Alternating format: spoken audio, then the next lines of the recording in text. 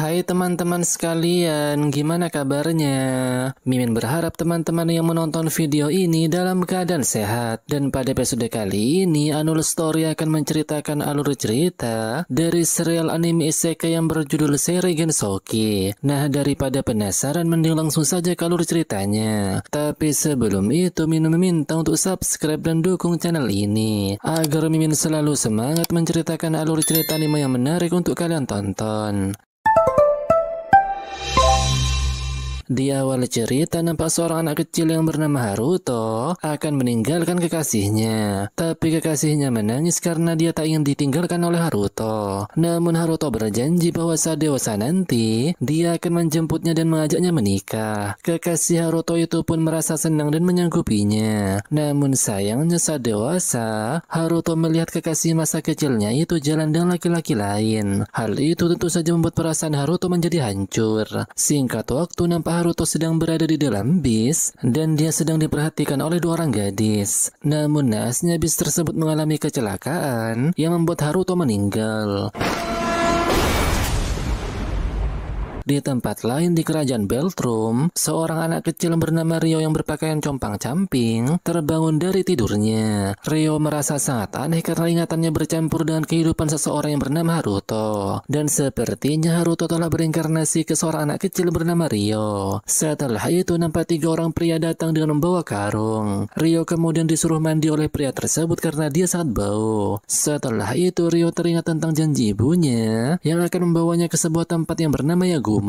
Diketahui jika Yagumo merupakan kampung halaman dari kedua orang tuanya. Namun naas ibunya telah dibunuh, yang membuat Rio akan balas dendam. Dan diketahui juga jika ayah Rio telah meninggal saat dia masih kecil. Tak lama kemudian Rio didatangi oleh 4 orang wanita dan menanyakan tentang gadis berambut ungu yang telah menghilang. Mendengar hal itu Rio pun menjawab jika ia tak mengetahuinya. Tak lama kemudian seseorang yang bernama Celia mengeluarkan mantra sihir untuk mencari gadis berambut ungu tersebut.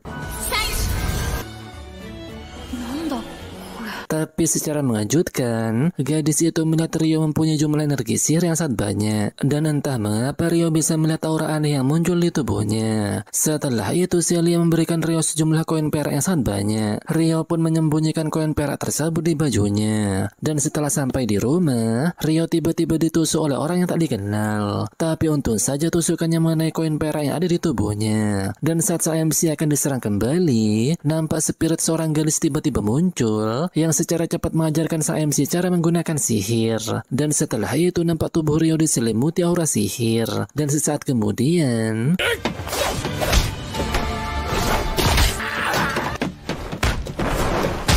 dengan kekuatan aura sihir dan skill bela diri dari ingatan Haruto sebelumnya, Rio pun pada akhirnya berhasil mengalahkan orang tersebut. Setelah itu Rio mendengar suara dari dalam karung. Dan setelah dibuka, ternyata di dalam karung tersebut ada seorang gadis berambut ungu yang dicari oleh Celia dan teman-temannya. Diketahui jika gadis berambut ungu tersebut bernama Flora. Namun tak lama kemudian Flora tiba-tiba pingsan saat melihat banyak orang yang terbunuh. Pada akhirnya Rio pun memutuskan untuk mengantar Flora ke kerajaan. Tapi saat di perjalanan Rio bertemu dengan Celia dan teman-temannya. Christina, kakak dari Flora, kemudian menampar Rio dan menuduh sang MC yang sudah menculik Flora. Rio pun pada akhirnya dibawa ke istana untuk menjelaskan apa yang terjadi. Tapi saat sampai di istana, Rio malah disiksa oleh kapten dari kesatria pengawal kerajaan yang bernama Charles Arbor. Dengan teganya Rio dipukuli terus-menerus karena dipaksa mengakui perbuatan yang tak pernah dia lakukan. Di sisi lain nampak Flora terbangun dari pingsannya dan meminta Vanessa serta Celia memanggil Rio untuknya. Tapi saat sampai di tempat Rio, mereka pun dibuat terkejut karena melihat Rio telah babak belur. Dan kemudian Celia dan kekuatan sihirnya langsung menyembuhkan Rio. Rio yang terbangun dari pingsannya pun dibuat terkejut saat melihat Celia telah berada di sampingnya. Rio pun mengucapkan terima kasih kepada Celia karena dia telah menyembuhkannya. Celia kemudian berkata jika sang raja ingin bertemu dengan Rio karena ingin berterima kasih kepadanya. Setelah mendengar hal itu, Rio kemudian minta Celia untuk mengajarinya sopan santun saat bertemu dengan sang raja. Dan Celia pun dengan senang hati menyanggupi permintaan itu. Tak lama kemudian Rio pun bertemu dengan raja.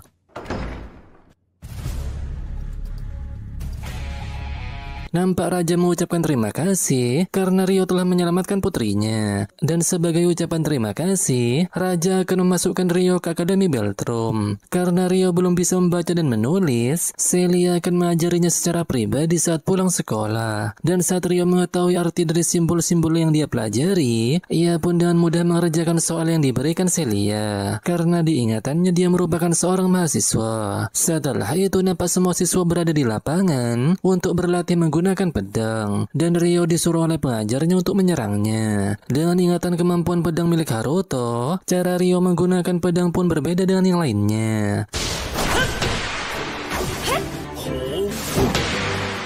Setelah selesai bertarung, Rio mendapatkan pujian dari pengajarnya. Dan dia juga berpotensi menjadi seorang kesatria yang hebat. Namun sayangnya Rio tidak berkeinginan untuk menjadi seorang kesatria. Karena sebentar lagi ada ujian akhir semester, Rio pun setelah selesai sekolah selalu belajar di ruangan Celia. Singkat waktu setelah ujian berakhir, Rui mendapatkan posisi teratas bersama dengan Putri Christina. Seorang murid yang bernama Alphonse yang melihat ranking pun merasa tak terima karena Rio berada di urutan pertama. Ia pun menuduh jika Rio melakukan kecurangan dan melakukan trik kotor. Tapi karena tak terbukti, Rio pun dibela oleh Putri Christina dan Celia. Setelah itu nampak Celia mengucapkan selamat kepada Rio karena telah berhasil mendapatkan peringkat pertama. Tapi Celia merasa khawatir karena akan ada lebih banyak murid yang tak menyukai Rio. Tapi sang MC mengatakan bahwa dia akan baik-baik saja karena ia mempunyai Celia di sisinya. Setelah itu turnamen antar kesatria kerajaan akan segera digelar. Pengajar pun menunjuk beberapa murid untuk ikut serta di turnamen ini. Dan Rio pun terpilih untuk mengikuti turnamen. Tapi Alphonse lagi-lagi tak terima dengan keputusan tersebut. Karena menganggap Rio adalah orang rendahan dan juga tak bisa menggunakan sihir. Namun karena keputusan tersebut sudah tidak dapat diganggu-gugat, jadi usaha Alphonse pun sia-sia. Singkat waktu saat turnamen dimulai, Rio nampak terkejut karena ia akan melawan Charles Arbor. Diketahui jika Charles ialah orang yang telah menyiksa sang MC waktu dia sampai di kerajaan. Dan tak lama kemudian pertarungan mereka pun dimulai. Nampak Charles mempunyai dendam kepada Rio karena kasusnya yang menyiksa Rio telah membuatnya harus turun pangkat saat 5 tahun lalu. Dan setelah pertarungan sengit, Charles pun akan melakukan serangan penghabisan. Namun secara tiba-tiba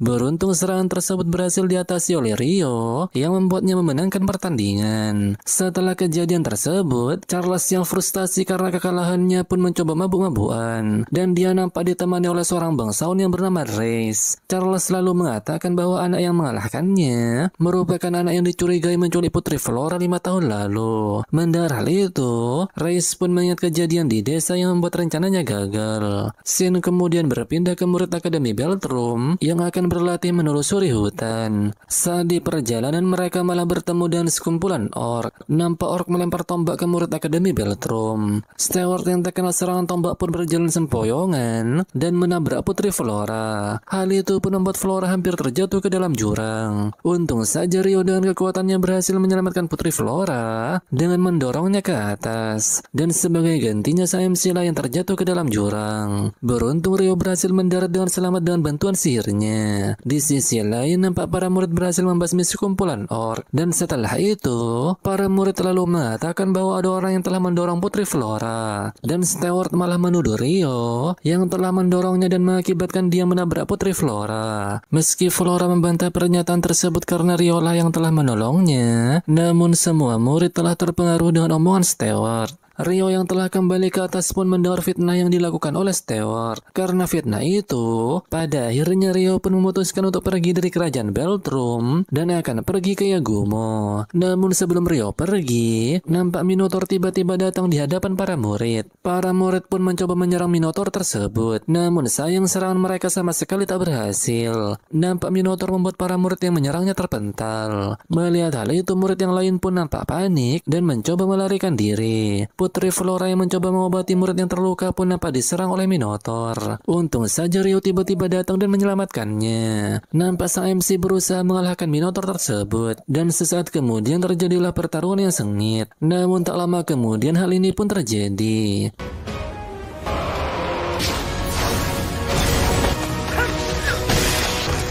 Pada akhirnya Rio pun berhasil memanggil kepala monster itu. Reis yang melihat kejadian itu pun mengetahui bahwa Rio merupakan keturunan dari imigran Yagumo. Di sisi lain, nampak Celia mendengar bahwa Rio telah menghilang. Dan pada malam harinya, Rio secara diam-diam menemui Celia di ruangannya. Melihat kedatangan sang MC, Celia pun secara tiba-tiba langsung memeluknya dan mengatakan bahwa dia sangat khawatir. Rio kemudian menjelaskan jika ia telah dituduh mencelakai Putri Flora. Dan saat mendengar hal itu, Celia pun meminta maaf karena ia tak bisa berbuat apa-apa. Setelah berpamitan dengan Celia, Rio pun akan berangkat ke Yagumo. Dan saat di perjalanan nanti, Rio akan mengirimkan surat ke Celia dengan nama Haruto. Rio juga berjanji bahwa dia akan menemui Celia lagi. Dan sebelum pergi, nampak Celia memeluk Haruto. Dan tak lama kemudian perjalanan Haruto ke Yagumo pun dimulai. Setelah 3 hari melakukan perjalanan, Rio pun sampai di kerajaan Galar. Nampak Rio mencari bahan makan di pasar dan menemukan orang berjualan pasta. Penjual tersebut bahkan menyebut pasta dengan sebutan mie. Rio yang terkejut dengan hal itu pun pada akhirnya memesan 1 mangkok. Dan saat Rio memakan mie tersebut, dia mengingat bahwa Haruto pernah makannya. Setelah itu Rio bertanya ke penjual tersebut di mana dia bisa mendapatkan mie untuk dijadikan bekal saat di perjalanan nanti. Penjual tersebut kemudian mengarahkan Rio untuk pergi ke toko besar yang dikelola Liselot. Dan setelah sampai di sana, Rio disambut oleh pelayan yang bernama Lotte. Rio kemudian memesan pasta beserta alat memasaknya. Dan setelah itu Rio minta Lotte untuk mengirimkan surat ke Celia yang ada di kerajaan Beltrum. Singkat waktu, sang MC pun melanjutkan perjalanan ke Yagumo. Tapi saat di perjalanan, dia tiba-tiba diserang oleh seorang gadis kecil yang bernama Latifa. Dan pertarungan mereka pun tak terelakkan.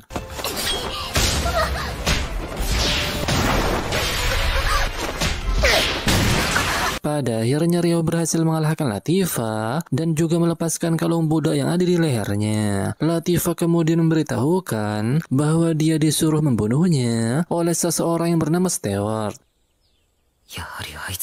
Dan singkat waktu, Latifa pun meminta ikut bersama Rio. Awalnya Rio menolak karena ia waspada jika Latifa akan membunuhnya. Tapi setelah Rio melihat ketulusan Latifa, Rio pun pada akhirnya menerimanya. Karena di perjalanannya nanti Rio akan melewati tempat yang dihuni oleh para ajin, yaitu makhluk setengah hewan dan manusia. Rio pun memutuskan jika ia akan meninggalkan Latifa di sana. Hal itu dia lakukan karena Latifa juga merupakan ras ajin. Singkat waktu, saat malam tiba, nampak Rio mendirikan tenda dan memasak mie untuk Latifa. Tapi Rio malah dibuat terkejut saat mendengar Latifa menyebut mie dengan sebutan spaghetti. Dan saat tidur, Latifa mengigau bahwa dia ingin pulang ke Tokyo. Dan saat mendengar hal itu, Rio pun merasa yakin bahwa Latifa sama dengannya yang berreinkarnasi ke zaman ini. Singkat waktu, saat sedang terlelap dalam tidurnya, tenda mereka tiba-tiba didatangi oleh sekelompok ajin dan menuduh Rio telah menculik salah satu dari kerabat mereka. Karena Rio tak berniat bertarung, ia pun berhasil dikalahkan oleh mereka.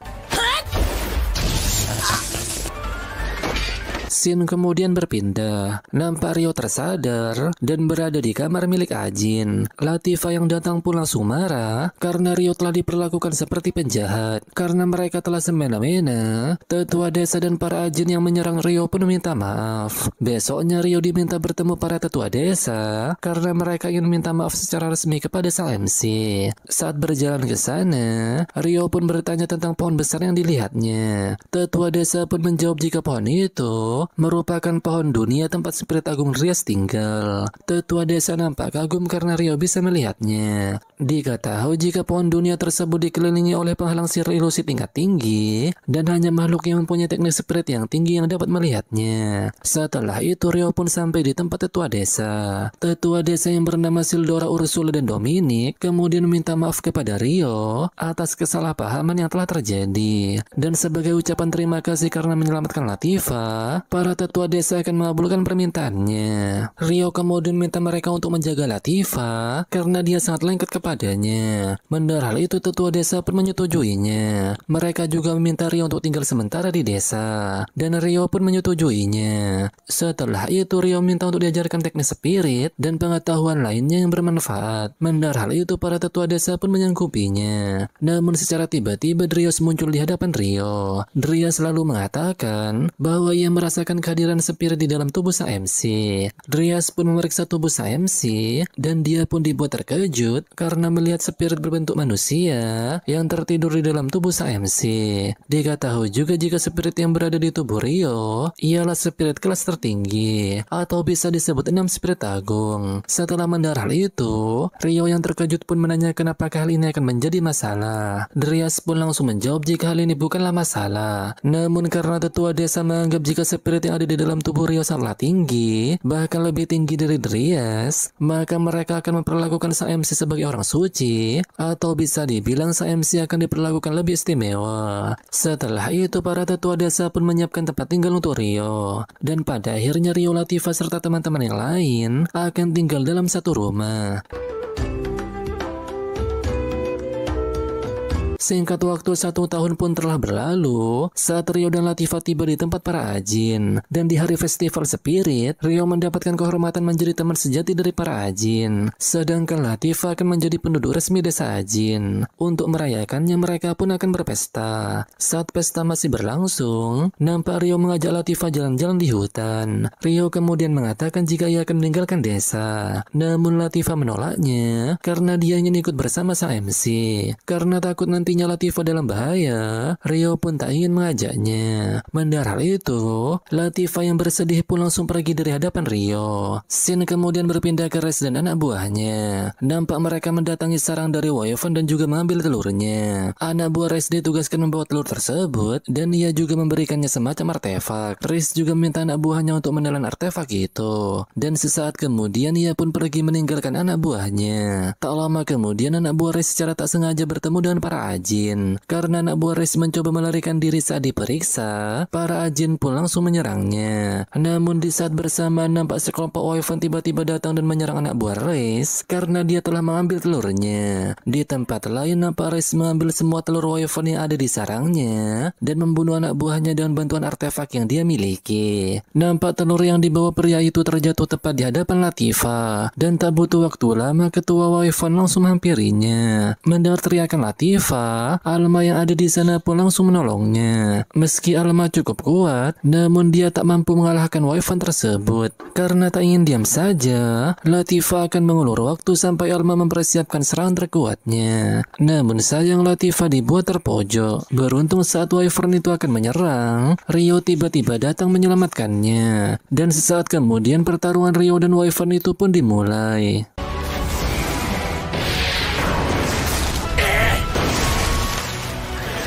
Melihat Rio mengalahkan Wyvern dengan mudahnya, tentu saja mereka merasa terkejut. Karena ketua Wyvern telah dikalahkan, para Wyvern yang lain pun nampak melarikan diri. Setelah mereka berterima kasih karena Rio telah menyelamatkan desa, Latifah yang gembira pun langsung memeluk sang MC.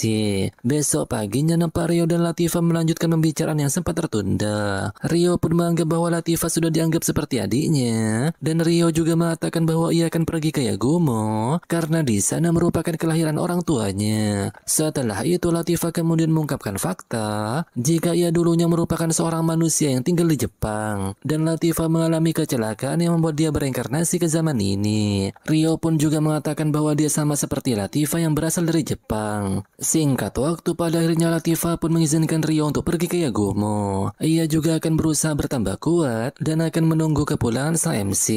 Setelah itu Rio berpamitan kepada tetua desa untuk memulai perjalanannya. Para tetua desa kemudian memberikan pedang, armor, obat-obatan dan makanan dalam jumlah banyak. Dan Rio juga diberikan artefak untuk menyimpan barang-barang yang ia bawa. Sebelum pergi, Rio meminta tolong kepada para ajin untuk menjaga Latifah adiknya. Dan setelah itu Rio pun memulai perjalanannya kembali. Setelah 2 minggu melakukan perjalanan, Rio pun pada akhirnya sampai di Yagumo. Dia kemudian bertanya kedua orang gadis yang bernama Ruri dan Sayo dan meminta kepada mereka untuk mengantarkannya ke tempat kepala desa. Karena kepala desa merupakan neneknya, Ruri pun mengantarkan Rio ke kediaman neneknya. Setelah sampai, Rio bertemu kepala desa yang bernama Yuba. Tanpa basa-basi, Rio pun mengatakan maksud kedatangannya. Dia ingin mencari tahu tentang ibu dan ayahnya yang berasal dari Yagumo. Sang MC juga tak lupa memberitahukan nama dari orang tuanya, yaitu Zen dan Ayame. Mendengar hal itu, Yuba tiba-tiba terkejut dan meminta Rio untuk menjelaskan lebih detail tentang orang tuanya. Setelah mendengar penjelasan sang MC, Si Yuba pun mengungkapkan bahwa dia merupakan ibu dari ayahnya Rio. Itu artinya Yuba merupakan neneknya. Yuba pun mengucapkan terima kasih karena Rio sudah datang ke Yagumo. Dan setelah itu Yuba mengantarkan Rio ke kuburan orang tuanya. Setelah Rio berdoa di makam kedua orang tuanya, Yuba lalu mengatakan bahwa Zen dan Ayame meninggalkan negara ini karena sebuah alasan. Namun Yuba tak bisa mengatakan alasannya. Yuba pun membuat kuburan untuk mereka berdua karena merasa jika mereka tak akan kembali. Setelah itu, Rio meminta untuk tinggal di sini lebih lama. Mendengar hal itu, Yuba dengan senang hati pun menerimanya. Besoknya nampak Rio bertemu dengan kakak Sayo yang bernama Shin. Yuba pun meminta Shin agar mengajak Rio ke tempat Dola untuk berburu. Shin yang menyanggupinya pun meminta Rio untuk tak menjadi beban nantinya. Mendengar hal itu, Sayo langsung minta maaf kepada Rio atas perilaku kakaknya. Dan saat melihat Sayo memerah saat memandangi Rio, Ruri pun langsung menggodanya. Dengan wajah malu-malu, Sayo pun mengungkapkan jika Rio terasa seperti bangsawan. Setelah itu, Shin, Rio, dan Dola pun pergi berburu. Melihat Rio mendapatkan hewan buruan yang sangat banyak, sedangkan Shin tak mendapatkan satu buruan pun, tentu saja ia merasa sangat kesal. Dola kemudian memberitahukan jika hewan buruan ini akan dibagikan ke para penduduk desa. Setelah pulang berburu, nampak tubuh Rio sangat kotor. Oleh karena itu, ia menciptakan kamar mandi dengan kekuatan spirit, dan setelah membuatnya, sang MC pun berendam di pemandian tersebut. Melihat pemandian itu, Ruri dan Sayo nampak kagum karena Rio bisa menciptakannya. Singkat waktu, nampak Yuba meminta Rio untuk mengawal transportasi yang akan menjual bahan makanan ke ibu kota. Dan dengan senang hati Rio pun menyanggupinya. Tak lama kemudian nampak beberapa orang berlari dan mengatakan bahwa ada penduduk desa yang berkelahi. Dan ternyata Shin sedang terlibat perkelahian dengan pria bernama Gon yang merupakan anak dari kepala desa seberang. Perkelahian terjadi karena Shin memergoki Gon yang akan memasuki kamar mandi yang di dalamnya terdapat adiknya dan juga Ruri. Melihat tindakan Gon yang tak senonoh, Shin yang emosi pun langsung menyerangnya. Namun karena Gon cukup kuat, Shin pun tak bisa berbuat apa-apa. Tak lama setelah itu Yuba pun datang dan menghentikan perkelahian mereka. Gon kemudian beralasan bahwa dia akan menjual barang-barang ke ibu kota, tapi gerobak yang dia bawa mengalami kerusakan. Singkat waktu, Yuba pun meminjamkan pondok tamu yang ada di pinggir desa. Dan setelah pergi, nampak Gon berpapasan dengan Rio. Melihat Rio seperti orang lemah, Gon pun berbuat hal demikian. Merasa malu karena malah dia yang tersungkur, Gon pun langsung pergi dari sana. Setelah itu Shin meminta Yuba untuk mengizinkan Sayo menginap di kediamannya, karena Shin merasa khawatir jika Gon berbuat hal yang tidak-tidak. Mendengar hal itu, Yuba dengan senang hati pun menerimanya. Dan pada malam harinya nampak Rio memberikan jimat pelindung kepada Sayo dan memintanya untuk meletakkan benda itu di sudut kamarnya. Di sisi lain nampak Gon dan teman-temannya sedang berdiskusi, dan ternyata Gon sengaja menghancurkan gerobak karena ia memiliki rencana busuk. Besoknya nampak Rio membantu mengurus hasil panen bersama Yuba. Diketahui jika hasil panen dibagi menjadi 3 bagian, yaitu untuk dikonsumsi, pajak, dan untuk dijual. Tak lama setelah itu Yuba didatangi petugas pajak dari kerajaan yang bernama Saga Hayate. Setelah itu Saga memeriksa panen para penduduk dan akan menginap di desa. Di sisi lain Sayo dan Ruri sedang melihat sang MC sedang latihan pedang. Mereka pun menanyakan mengapa Rio berlatih bela diri. Mendengar pertanyaan itu, Rio pun mengingat saat dia berjanji kepada kekasihnya waktu kecil. Saat itu Rio berjanji jika dirinya rela mati untuk bisa melindungi kekasihnya. Dan pada awalnya Rio tak ingin menjawab pertanyaan mereka karena ia merasa malu. Namun saat mereka memaksa, Rio pun akan menjelaskannya. Sang MC lalu menceritakan jika waktu kecil ia menyukai seorang gadis dan ia ingin menjadi cukup kuat untuk melindunginya. Namun karena mereka sudah tak berhubungan lagi dan mungkin saja dia sudah punya kekasih, jadi saat ini Rio berlatih untuk dirinya sendiri. Singkat waktu, pada malam harinya Gon dan kelompoknya mulai melakukan aksinya. Dia kemudian masuk ke kamar Sayo dan mencoba menyekap Ruri. Untung saja Rio tiba-tiba datang berkat jimat pelindung yang ia berikan kepada mereka. Melihat perbuatan Gon kepada Ruri, Rio pun marah besar karena ia mengingat sesuatu. Gon yang ketahuan pun nampak kesal dan akan menghajar Rio. Namun Rio dengan mudah menghempaskannya. Dan sesaat kemudian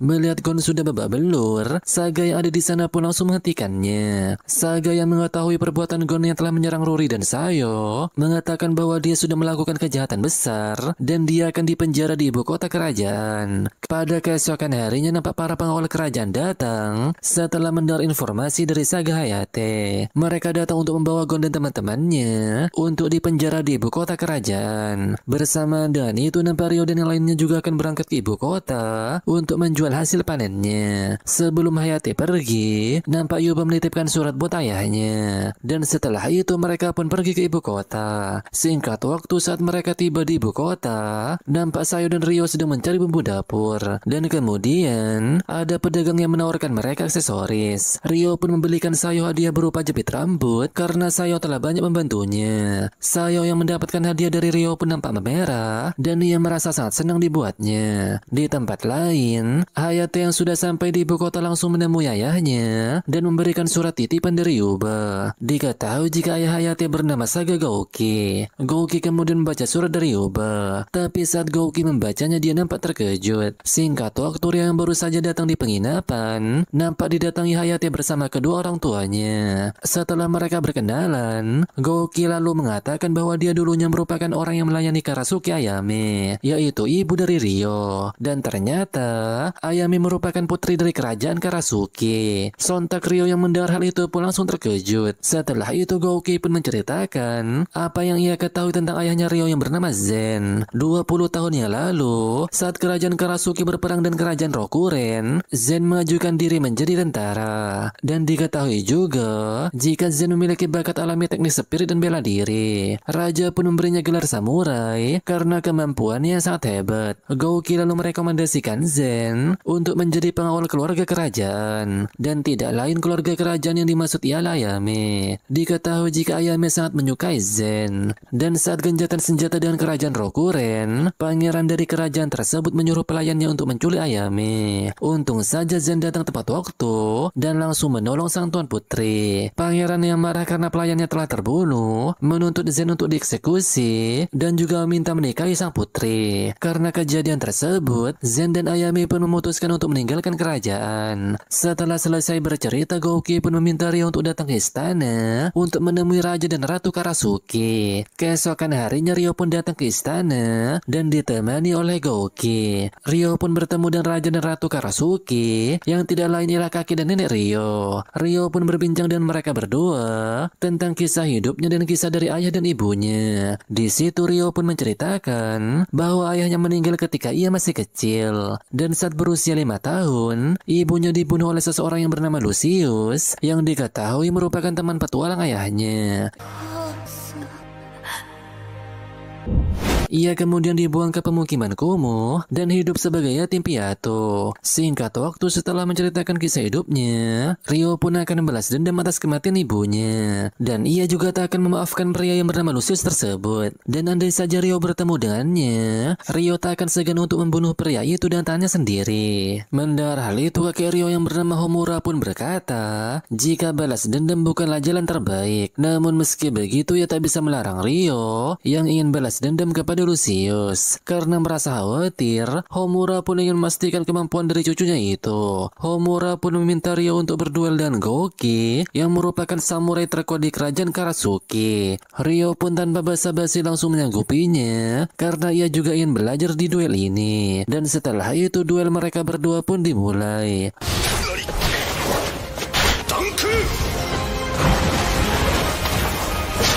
Ryo pun pada akhirnya berhasil mengalahkan Gouki. Kemenangan itu jelas saja membuat semua orang merasa terkejut. Hal itu juga membuat Homura tak khawatir karena cucunya dirasa sangat kuat. Setelah kembali ke kediaman Yuba, Ryo pun mengatakan jika dia merupakan pangeran dari kerajaan Karasuki. Mendengar hal itu jelas saja Ruri merasa terkejut. Ryo juga mengatakan bahwa dia akan tinggal di desa ini selama 1 tahun ke depan. Waktu pun terus berlalu. Ryo belajar banyak hal dan membantu para penduduk penduduk dengan pengetahuan yang ia miliki. Suatu hari Rio pun mendatangi Sayo dan mengatakan waktu kepergiannya akan segera tiba. Diketahui jika Rio akan pergi setelah musim panen berakhir. Sayo yang mendengar hal itu merasa sangat sedih, namun Sayo sadar tidak ada yang bisa ia lakukan untuk mencegah kepergian Rio. Hari-hari pun telah berlalu dan musim panen pun akan segera berakhir. Di suatu hari nampak Sayo mendatangi Rio dan mengajaknya bicara empat mata.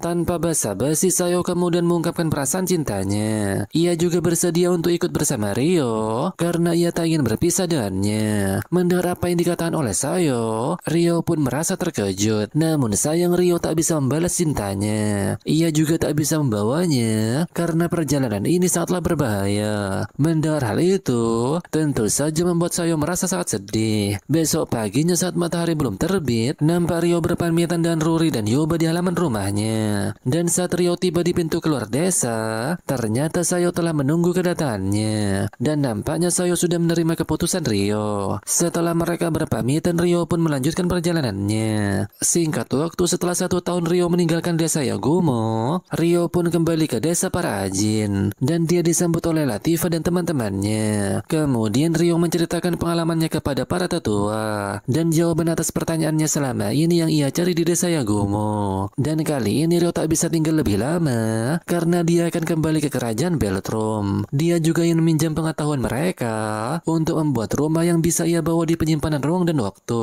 Mendengar permintaan itu, para tetua pun menyanggupinya dan menyerahkan masalah ini kepada Dominic. Besok paginya saat Rio terbangun dari tidurnya, hal mengejutkan pun terjadi. Melihat kejadian itu, tentu saja membuat Latifa dan teman-temannya merasa heboh. Gadis itu pun memberitahukan bahwa dia merupakan spirit yang melakukan kontrak dengan sang MC. Dan selebihnya ia tidak mengingat apa-apa. Setelah mendengar hal itu, Rio pun merasa jika roh tersebut merupakan sosok yang dibicarakan Ria sebelumnya. Tak hanya itu, ia juga mengingat jika roh tersebut juga mengajarinya teknik spirit waktu kecil dulu. Dan diketahui juga jika roh tersebut mengetahui semua hal tentang Rio, termasuk kehidupannya saat menjadi amak Haruto. Singkat waktu karena dia belum mempunyai nama, gadis spirit itu pun meminta Rio untuk memberikannya nama. Dan pada akhirnya Rio pun menamai gadis itu dengan nama Asia. Setelah itu, Rio pun membawa Asia menemui tetua desa untuk mencari jawaban. Tak lama setelah itu, Drias tiba-tiba muncul karena mengetahui ada spirit yang sangat kuat. Drias kemudian menanyakan elemen dari Asia. Dan saat Asia menjawab bahwa dia bisa menggunakan seluruh elemen, hal itu pun membuat Drias dan orang-orang di sana merasa terkejut. Dan untuk membuktikan ucapan Asia, Drias pun meminta Rio untuk melawannya karena ia belum pernah mendengar tentang spirit yang menguasai semua elemen. Dan tak lama kemudian pertarungan mereka pun dimulai. Karena Asia merupakan spirit tingkat tinggi, jadi tentu saja dia bisa mengimbangi Rio. Ia juga mampu menyalin semua keterampilan yang dimiliki sang MC.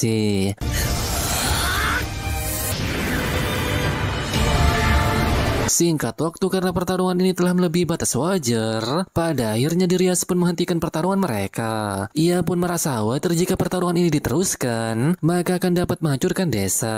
Mengetahui kekuatan Asia yang sangat berbahaya, Drias pun memutuskan untuk mengajarinya semua pengetahuan tentang spirit. Singkat waktu, rumah yang dibutuhkan Rio pun sudah siap, dan dengan begini ia bisa melanjutkan perjalanannya. Setelah itu pada malam harinya, saat Rio sedang mandi, dia didatangi oleh Latifa. Latifa pun ingin membasuh punggung Rio karena besoknya dia akan meninggalkannya. Latifa kemudian mengungkapkan bahwa nama dia sebelum bereinkarnasi adalah Endo Suzune. Mendengar hal itu, Rio pun mengungkapkan hal yang sama. Latifa pun menyadari bahwa dia dan Haruto terlibat kecelakaan yang sama. Karena saat kecelakaan itu, Latifa berada satu bis dengan Haruto. Mendengar hal itu, tentu saja Rio merasa terkejut. Pada keesokan harinya saat Rio dan Aisyah akan pergi melanjutkan perjalanan, nampak Yuba memberikan artefak sihir yang memiliki kemampuan teleportasi. Karena titik koordinat sudah diatur ke desa ini, jadi saat Rio menggunakannya maka ia bisa langsung pulang. Tak hanya itu, karena ada banyak pihak yang mengincar Rio, tetua juga memberi nyanting khusus yang bisa merubah warna rambut sesuka hatinya. Dan tak lama kemudian perjalanan mereka pun dimulai. Diketahui jika Rio akan kembali ke kerajaan Beltrum untuk menemui Celia karena dia adalah orang yang sangat berjasa bagi sang MC.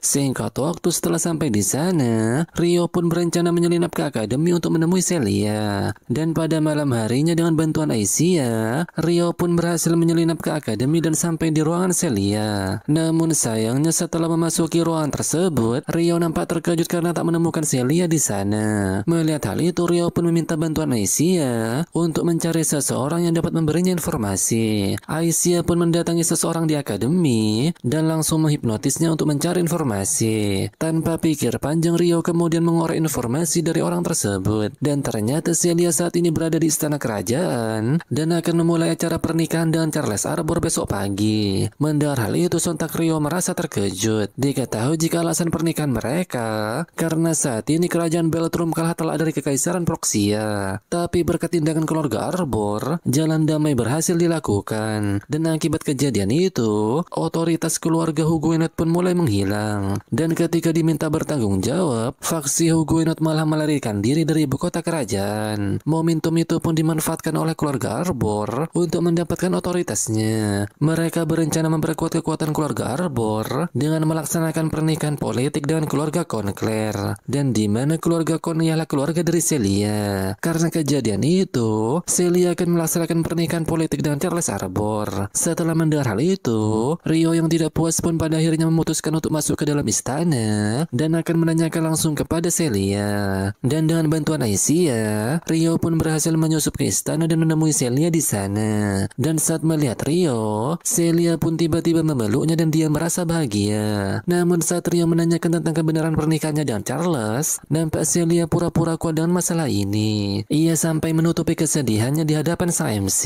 Setelah itu ia pun berkata bahwa hubungan Rio dan Charles sangat buruk karena kejadian di masa lalu. Bahkan Celia saat ini membela Charles dan menganggap jika pria itu adalah pria yang sopan kepada wanita.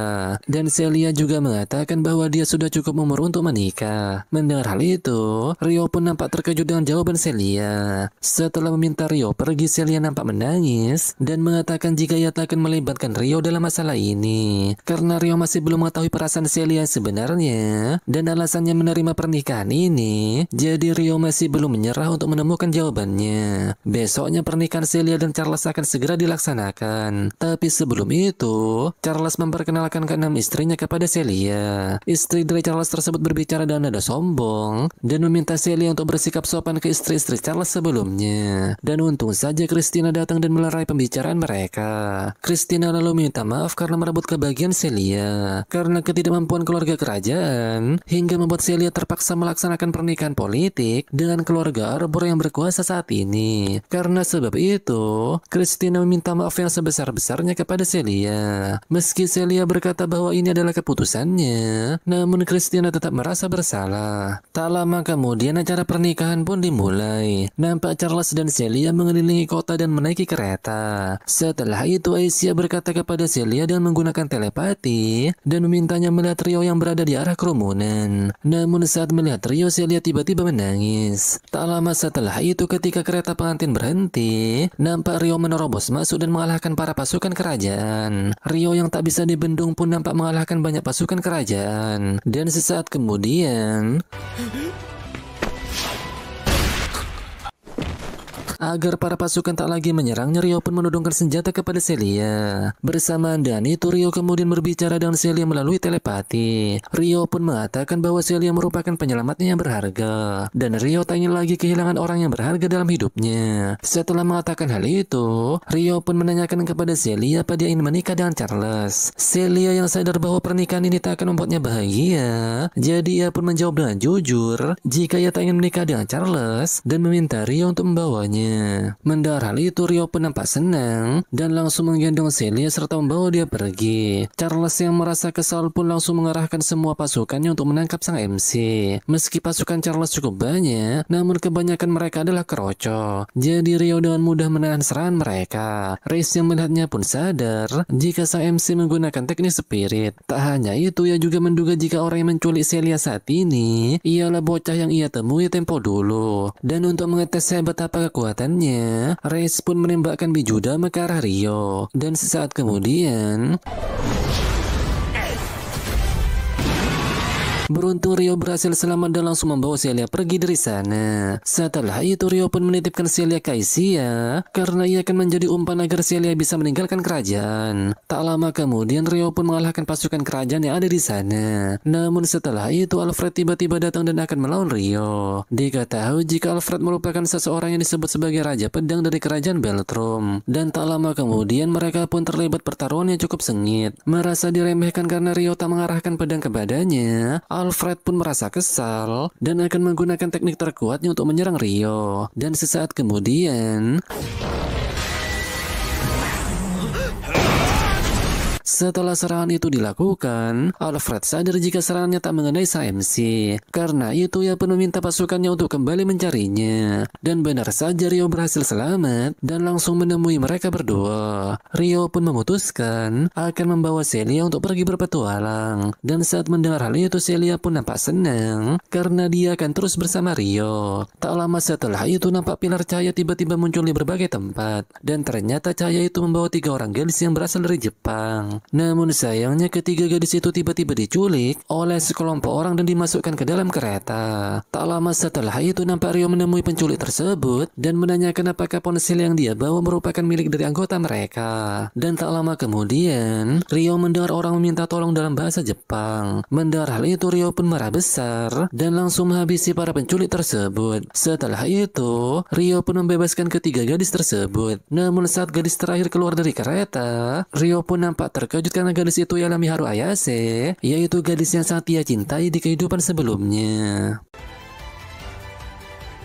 Setelah itu Rio kembali mengingat di saat Haruto akan meninggalkan Miharu. Diketahui jika rumah mereka bersebelahan. Dan karena orang tua Haruto bercerai, pada akhirnya Haruto pun ikut bersama ayahnya. Setelah itu saat Haruto dewasa ia pun kembali dan memutuskan masuk di SMA yang sama dengan Miharu. Dan tak lama kemudian Haruto melihat Miharu dari kejauhan. Dan saat Haruto akan menghampirinya ia pun dibuat terkejut karena Miharu dekat dengan laki-laki lain. Terlebih lagi ada seorang wanita berambut ungu bersama mereka. Jadi karena hal itu, pada akhirnya Haruto pun tak menemui Miharu. Diketahui jika pria yang bersama Miharu tersebut bernama Takahisa dan wanita berambut ungu itu bernama Satsuki. Singkat waktu mereka bertiga dan 2 anak kecil bernama Aki dan Masato tiba-tiba terpanggil ke Isekai, tempat di mana Rio berada. Setelah itu scene kembali di saat Rio berhasil menyelamatkan mereka bertiga. Miharu pun mengucapkan terima kasih kepada Rio karena dia telah menyelamatkannya. Setelah memperkenalkan namanya, Miharu lalu menanyakan siapa nama sang MC. Dan entah mengapa Rio tak memberitahukan jika dia mengenal Miharu, dan ia juga menyembunyikan nama Makawa. Dan ia hanya menjawab jika namanya ialah Haruto. Namun saat mendengar nama Haruto, Miharu dan Aki pun nampak terkejut. Dan saat mendengar nama Aki, Rio pun mengingat jika Haruto memiliki adik yang berumur 3 tahun di bawahnya. Karena wajahnya juga terlihat familiar, jadi Rio pun merasa jika Aki adalah adik Haruto. Dan di saat mengetahui jika Sendo Masato merupakan adiknya Aki, Rio pun kembali mengingat jika Haruto tak memiliki adik laki-laki. Namun jika dia memang benar adiknya Aki, Rio pun merasa jika ibunya Haruto telah menikah lagi. Singkat waktu karena matahari akan terbenam, Haruto pun akan menyediakan tempat yang tenang untuk mereka. Dan setelah sang MC menemukan tempat yang pas, ia pun melakukan hal demikian. Melihat Rio mensummon rumah batu, jelas saja mereka nampak terkejut. Dan tak lama kemudian nampak Celia datang bersama Isia. Rio pun memperkenalkan Celia kepada mereka bertiga. Namun karena mereka tak memahami bahasanya, jadi Rio pun menerjemahkannya. Melihat mereka tak memahami bahasa astral, Isia pun tiba-tiba mencium kening Celia, dan ia juga mencium kening dari Miharu. Melihat hal itu Rio pun menanyakan apa yang dilakukan oleh Isia. Ternyata hal ini dilakukan memberitahukan agar Miharu bisa memahami bahasa Celia. Rio pun nampak terkejut karena Aisyah bisa melakukan hal semacam ini. Dan setelah itu mereka pun masuk ke dalam rumah. Pada malam harinya di saat mereka mandi bersama, Miharu pun mengetahui jika nama asli Haruto ialah Rio. Dan kemudian Aisyah merupakan roh yang mengikat kontrak dengan Rio. Dan saat mendengar jika Aisyah adalah roh, sontak membuat Aki merasa terkejut. Di sisi lain nampak Haruto menjelaskan dunia ini kepada Masato. Dan saat mendengar penjelasan itu, Masato pun beranggapan jika dirinya datang ke tempat bergenre RPG fantasi. Rio pun membenarkannya, namun hanya saja dunia ini tak seperti game karena tak ada tombol reset. Setelah itu nampak Aisyah dan yang lainnya datang. Dan saat melihat mereka, Rio pun nampak terkejut dengan baju yang dipakai Celia. Ternyata baju itu milik Aki. Melihat mereka tak memiliki baju ganti, jadi Rio pun akan mengajak mereka berbelanja besok. Dan setelah itu Rio pun mengajak mereka makan. Singkat waktu setelah mereka mengobrol, Rio pun menyimpulkan jika mereka bertiga terlibat dalam sihir pemanggilan. Miharu lalu menanyakan apakah mereka bisa kembali ke bumi. Namun karena situasinya berbeda di saat ia terlahir kembali ke dunia ini, jadi Rio tak mengetahuinya. Diketahui jika Rio telah menceritakan perihal dirinya yang meninggal karena kecelakaan lalu lintas dan terlahir sebagai anak bernama Rio. Dan setelah itu Celia lalu memberitahukan jika 6 cahaya yang mereka lihat hari ini mungkin saja ada sangkut pautnya dengan legenda 6 dewa. Diketahui jika 1000 tahun kemudian setelah pertarungan dewa dan iblis, dan di saat 6 pilar naik ke langit tinggi, pahlawan yang memakai pakaian dewa yang ganas kembali ke tanah astral, dan 6 dewa bijaksana itu pun akan memimpin dunia para manusia. Namun meski begitu, Rio tak berpikir jika mereka bertiga ada hubungannya dengan para pahlawan. Setelah mendengar hal itu, Miharu pun memberitahukan jika ada 2 orang bersama mereka sebelum datang ke dunia ini, dan yang hilang duluan itu ialah Satsuki dan Takahisa. Dan setelah mengatakan hal itu, ia pun menanyakan apakah mereka juga datang ke dunia ini. Mendengar hal itu, Rio pun merasa jika ada kemungkinan, namun ia tak bisa menjaminnya. Miharu menanyakan hal itu karena ia khawatir kepada mereka. Dan tak lama kemudian nampak Aisyah menarik tangan Rio dan mengatakan jika ia telah mengantuk. Nampak Aisyah sudah tak kuat lagi karena ia terlalu banyak menggunakan kekuatannya. Melihat hal itu jelas saja mereka nampak shock. Celia dan wajah panik pun menanyakan apa yang dilakukan oleh Aisyah. Aisyah dengan santainya pun berkata jika ia sedang memulihkan energi sihirnya. Karena Celia salah paham dengan perkataan Aisyah, jadi ia pun berpikir yang tidak-tidak. Setelah itu Rio pun memberitahukan jika Aisyah merupakan roh yang menjadikan energi sihir sebagai daya hidupnya dan menjadikan orang yang mempunyai kontrak dengannya sebagai penghubung untuk berbagi energi sihir.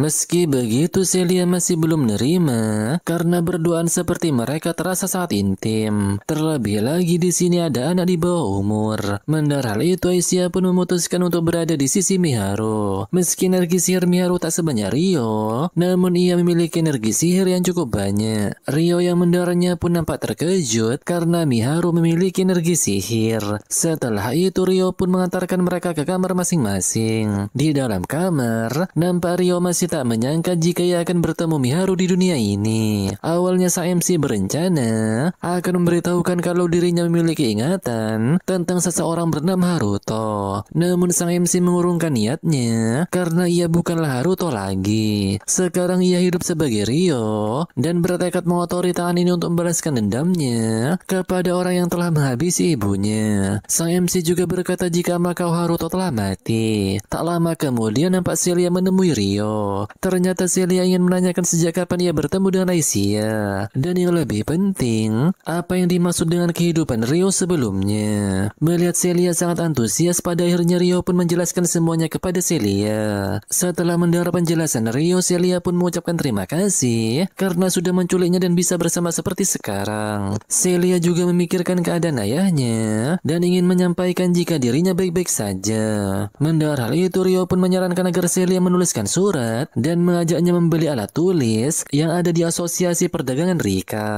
Rio juga menyarankan Celia agar menggunakan nama samaran agar tak ketahuan saat berada di kota. Di sisi lain di kerajaan Beltrum, nampak Reis turut prihatin kepada Charles karena tunangannya telah diculik. Dengan wajah kesal, Charles pun memberitahukan jika penculik itu telah menghilang tanpa sisa setelah terkena serangan Alfred. Namun meski begitu, ia tak bisa mencari keberadaan Celia. Setelah mendengar hal itu, Reis pun berkata di dalam hati jika sang MC telah menghilangkan jejaknya. Charles juga masih tak menyangka jika ramalan kitab suci itu akan menjadi kenyataan. Dia tahu jika di negara ini telah muncul pahlawan dan telah ditangani ayahnya Charles. Tak hanya itu, di tempat Putri Flora dan Duke Guenot juga muncul pahlawan karena di sana juga memiliki batu suci. Namun hal itu membuat Charles merasa kesal dan menganggap jika mereka hanyalah para pengkhianat yang mencoba berpihak ke kerajaan Galark. Mendengar Charles membahas kerajaan Galark, Reis pun menyarankannya untuk mewaspadai Lancelot karena dia dikenal sebagai orang yang sangat berbakat. Namun Charles meremehkannya karena dia masih gadis yang berumur 15 tahun. Mendengar hal itu, Reis pun kembali berkata di dalam hati jika ia tak setuju dengan pendapat Charles karena keberadaan Lancelot dan Asosiasi Perdagangan Rika sama mengganggunya dengan keberadaan Duke Guenot. Di sisi lain, nampak Putri Flora dan Duke Guenot sedang menjamu sang pahlawan. Dia tahu jika pahlawan itu bernama Sakata Hiroaki yang berasal dari Jepang. Kita lalu diperlihatkan bagaimana dia sampai ke dunia ini. Saat itu dia sedang membaca novel tentang pahlawan yang dipanggil ke isekai. Namun sesaat kemudian hal mengejutkan pun terjadi. Setelah terpanggil ke isekai, entah mengapa Sakata tiba-tiba memegang sebuah pedang. Awalnya Sakata nampak kebingungan mengapa mereka memanggilnya pahlawan. Putri Flora pun menceritakan jika berdasarkan ramalan 6 dewa, 1000 tahun kemudian setelah tahun sejarah suci dimulai, dikatakan jika sang pahlawan akan muncul di bawah batu suci. Dan saat melihat mereka sangat menghormatinya, membuat Sakata berubah menjadi sombong dan menganggap jika dirinya merupakan karakter utama di dunia ini. Ia pun menganggap jika hal ini sama seperti novel yang ia baca, yang membuat jiwa wibunya bergejolak. Setelah itu Sakata nampak mengintimidasi mereka dan menganggap jika dirinya telah diculik ke dunia ini. Dan saat mendengar hal itu, Putri Flora pun langsung minta maaf. Melihat sikap Sakata yang sangat angkuh, Stewart pun menegurnya. Namun Duke langsung memarahi Stewart dan juga minta maaf kepada sang pahlawan atas perilaku bawahannya. Ia juga memberitahukan jika sang pahlawan telah salah paham atas kejadian ini. Duke pun bersumpah akan menceritakan keadaannya kepada sang pahlawan. Di sisi lain, Rio, Celia, dan Miharu akan pergi ke Asosiasi Perdagangan Rika. Rio pun meminta kedua bocil itu agar sebisa mungkin tak keluar dari rumah. Meski rumah ini telah dikelilingi sihir pelindung, namun akan berbahaya jika mereka keluar dari rumah. Setelah itu nampak Aisha menggendong Celia, sedangkan Rio yang akan membawa Miharu.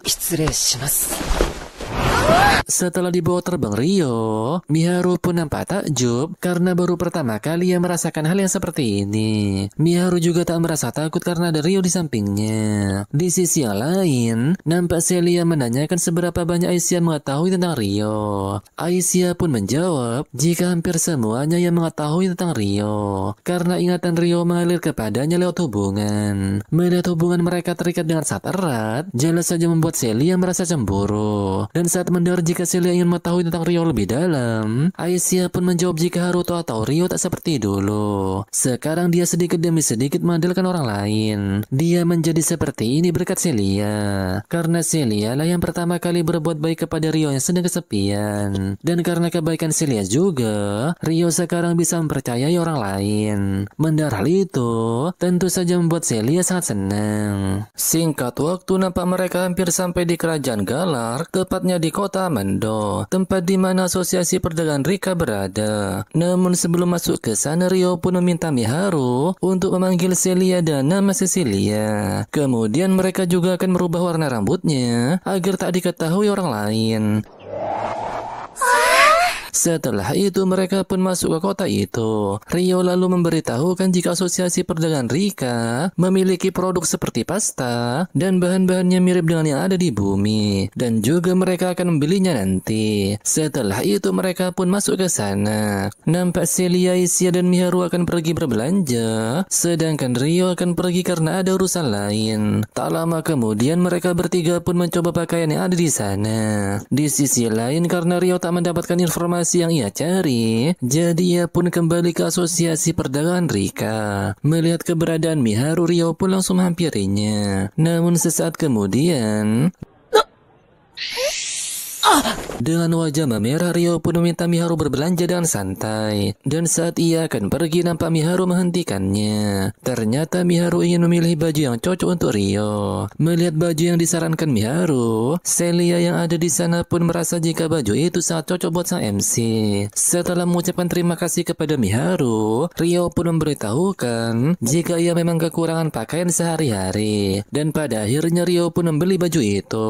Di sisi lain, di ibu kota kerajaan Beltrum, nampak Arya memberitahukan kepada Liselot jika kerajaan Beltrum telah menutup jalan perbatasannya sehingga mereka masih belum bisa pulang. Kerajaan melakukan hal ini karena ingin mengendalikan informasi setelah Celia diculik saat upacara pernikahan. Liselot juga merasa senang karena kejadian ini akan menguntungkan bagi kerajaan Galark. Namun meski begitu, nampak Arya khawatir kepada Celia karena dia adalah teman masa kecilnya. Di sisi lain, nampak mereka bertiga telah pulang ke rumah. Diketahui jika mereka juga membelikan baju untuk Aki dan Masato. Setelah itu Rio pun memberitahukan jika ia tak menemukan informasi perihal Satsuki dan Takahisa. Namun meski begitu, kemunculan pahlawan menurut legenda 6 dewa memanglah sebuah kebenaran. Dan menurut Rio, Satsuki dan Takahisa telah terpanggil ke dunia ini sebagai pahlawan. Mendengar hal itu tentu saja mereka dibuat terkejut. Rio kembali menceritakan jika menurut ramalan, pahlawan itu ada 6 orang, dan kemungkinan mereka berdua termasuk di dalamnya. Melihat Aki dan Masato ingin mencari mereka, Rio pun menyarankan agar kedua bocil itu belajar bahasa Astra terlebih dahulu. Miharu pun setuju, karena ia tak ingin terus-terusan mengandalkan kekuatan Aisyah. Rio lalu memberitahukan jika ia mempunyai kenalan yang bisa dipercaya, dan ia ingin berdiskusi dengan mereka tentang masalah ini. Dan kenalan yang bisa dipercaya itu merupakan para penduduk roh. Setelah itu, karena Aisyah sudah lapar, jadi Rio pun mengajak mereka makan malam terlebih dahulu. Dan kali ini Rio akan memasak makanan Jepang. Melihat Miharu sangat akrab dengan Rio, Aki pun merasa heran karena menurutnya Miharu tak pandai berhubungan dengan laki-laki. Namun dia terlihat baik-baik saja ketika bersama Rio. Setelah itu nampak Rio berpamitan untuk pergi menuju desa para roh. Ia juga meminta Aisyah untuk menjaga mereka semua.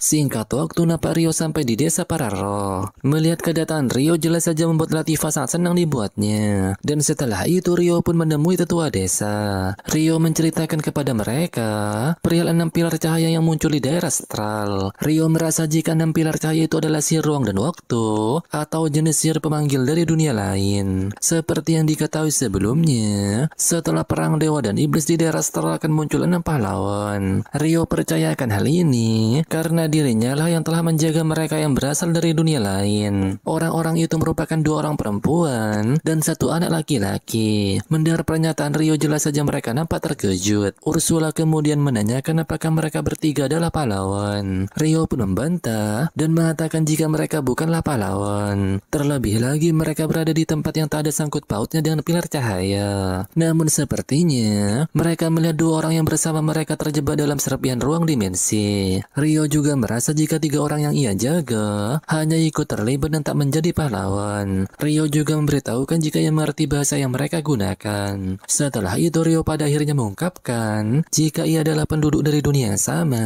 dengan mereka di kehidupan sebelumnya. Mendengar hal itu jelas saja mereka nampak terkejut. Rio pun meminta maaf dan akan menceritakan hal ini di lain waktu. Dan untuk sekarang Rio berharap agar mereka mempercayainya. Mendengar hal itu mereka pun mengerti dan akan menyimpan perihal itu untuk sekarang. Setelah itu Ryo pun mengatakan jika ia mempunyai permohonan untuk tetua desa. Ternyata Ryo ingin mereka bertiga yang berasal dari dunia lain untuk tinggal di desa ini sementara waktu.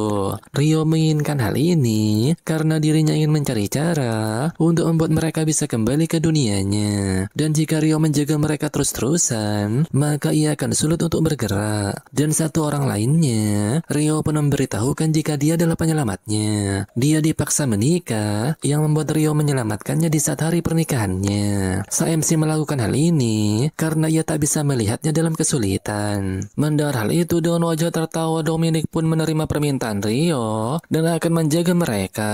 Setelah para tetua desa setuju, Sildra pun meminta jika saat mereka kembali ke Stral, ia ingin mereka berjanji untuk merahasiakan informasi tentang desa ini. Setelah Ryo menyanggupinya, ia pun akan berangkat besok serta membawa mereka. Pada malam harinya, nampak Ryo minta maaf kepada Latifah karena ia sudah menceritakan tentang kehidupan sebelumnya kepada tetua desa. Dan jika sang MC tak menceritakan kehidupan lamanya, maka ia tak bisa menjelaskan kepada para tetua desa. Dan saat Latifah mengetahui jika Ryo juga menceritakan kehidupan lamanya ke orang-orang dari dunia lain, ia pun nampak cemburu karena hal ini adalah rahasia antara dirinya dan Ryo. Mendengar hal itu, Ryo pun memberitahukan walaupun ada orang yang tahu tentang Jepang, namun hal itu tak mengubah bahwa Latifah adalah keberadaan yang spesial baginya. Ryo juga bertanya apakah Latifah mengingat tentang cerita kehidupan masa lalunya yang telah ia ceritakan, tentang adanya teman masa kecil yang ia sukai, dan tentang ia yang berpisah dengan adiknya setelah orang tuanya bercerai. Setelah Latifah mengingatnya, Ryo pun memberitahukan jika satu dari 3 orang yang ia jaga merupakan wanita yang sangat disukai Amakau Haruto, dan namanya ialah Ayase Miharu. Dan satu orang lagi bernama Sendo Aki yang diketahui merupakan adik perempuan Haruto. Haruto dan Aki sempat tinggal bersama selama lebih dari 3 tahun. Namun meski begitu, ia tak menceritakan kepada mereka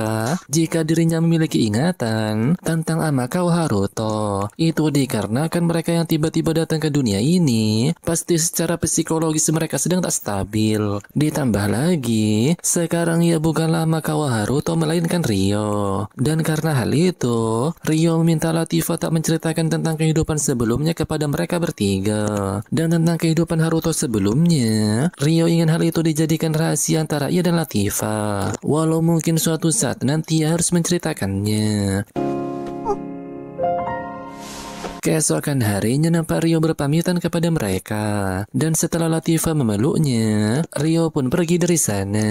Scene berpindah di kerajaan Galar. Nampak Liselotte melaporkan perihal kerajaan Beltrum kepada raja kerajaan Galar yang bernama Raja Francois. Meski sang Raja Francois mengetahui jika Liselotte kelelahan setelah perjalanan panjang, namun ia terpaksa memintanya melaksanakan tugas baru. Ia ingin agar Liselotte pergi ke tempat Duke Huguenot dan meminta agar pahlawan dari kerajaan Beltrum menghadiri perjamuan yang akan ia siapkan. Dan saat mengetahui jika pahlawan itu bernama Sakata Hiroaki, nampak Liselotte merasa nostalgia. Liselotte merasakan hal ini karena ia jarang mendengar nama yang seperti itu. Setelah itu, Liselotte lalu menanyakan siapa nama pahlawan yang terpanggil di kerajaan ini. Mendengar pahlawan itu bernama Sumeragi Satsuki, entah mengapa Liselotte merasa terkejut. Sakata Hiroaki, Sumeragi Satsuki.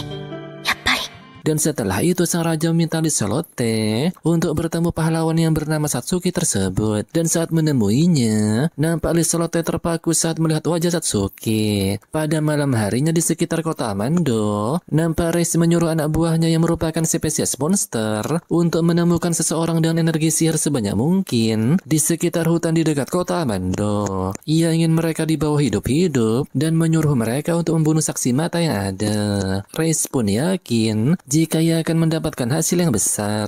Di sisi lain, nampak Masato belajar bahasa astral dengan Celia, sedangkan Aki sedang membantu Miharu memasak. Aki lalu menanyakan apakah Miharu pernah berpikir untuk pulang. Miharu pun menjawab jika saat ini mereka hanya bisa menyerahkan masalah ini kepada Haruto. Mendengar hal itu, Aki pun menanyakan bagaimana tanggapan Miharu mengenai Haruto, karena seperti yang diketahui sebelumnya, dia tak pandai bergaul dengan laki-laki. Namun saat bersama Haruto, Miharu terlihat natural dan sangat senang. Mendengar hal itu dengan wajah grogi, Miharu pun menjawab jika Haruto ialah orang yang bisa diandalkan dan ia juga sangat baik. Ditambah namanya sama dengan teman masa kecilnya. Mendengar hal itu entah mengapa Aki langsung marah karena Miharu masih mengingat tentang dia. Terlebih lagi ia merasa jika Miharu tak sopan karena menyamakan Haruto dengan sang kakak. Namun sesaat kemudian Aki pun langsung minta maaf karena telah terbawa emosi. Ia pun akan pergi untuk mendinginkan kepalanya. Di luar rumah nampak Aki sangat menyesal dengan perbuatannya. Ia juga memikirkan apakah Miharu masih menyukai Amakao Haruto. Dan tak lama kemudian nampak Miharu menemui Aki. Namun mereka dibuat terkejut saat melihat monster suruhan Res ada di depan mereka.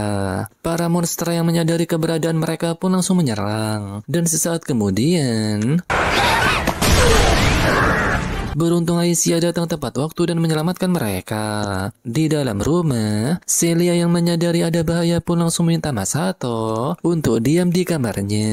Di sisi lain nampak Aisyah memberitahukan jika musuh yang menyerang kali ini adalah monster sihir. Mereka datang mungkin karena tertarik dengan dinding penghalang. Karena Rio telah memintanya untuk menjaga mereka semua, jadi Aisyah pun akan memenuhi permintaan sang MC. Karena jumlah monster cukup banyak, hal itu pun membuat Aisyah kecolongan karena ada monster yang tiba-tiba menyerang mereka dari belakang. Beruntung Celia datang tepat waktu dan menyelamatkan mereka. Dan saat monster itu kembali menyerang, hal ini pun terjadi. Setelah meminta maaf karena telah datang terlambat, Rio pun akan melawan yang warna hitam karena dialah yang terkuat di antara mereka. Sedangkan yang lain akan ditangani oleh Aisyah. Melihat mereka akan kabur, Rio pun langsung menghadangnya. Meski cukup tangguh, namun sang MC dapat dengan mudah mengalahkannya. Karena monster itu tak bisa diajak bicara, jadi Rio pun langsung menghabisinya. Namun di saat monster itu akan musnah, nampak Rio dibuat terkejut karena monster itu seperti ingin mengatakan sesuatu. Setelah monster itu musnah, nampak batu kristal muncul dari tubuh mereka. Aisyah yang juga berhasil mengalahkan mereka juga memperlihatkan batu kristal itu kepada Rio. Setelah itu Rio pun menyadari perkataan monster itu sebelumnya. Tak lama kemudian nampak Aki langsung minta maaf karena dirinya telah pergi keluar. Miharu yang juga merasa bersalah pun meminta maaf karena telah mengatakan sesuatu yang intoleran kepada Aki. Namun saat mendengar hal itu, Rio pun nampak tak peduli akan hal ini. Ia langsung mengalihkan pembicaraan dan menanyakan apakah mereka sedang menyiapkan makan siang. Dan setelah itu mereka pun makan bersama.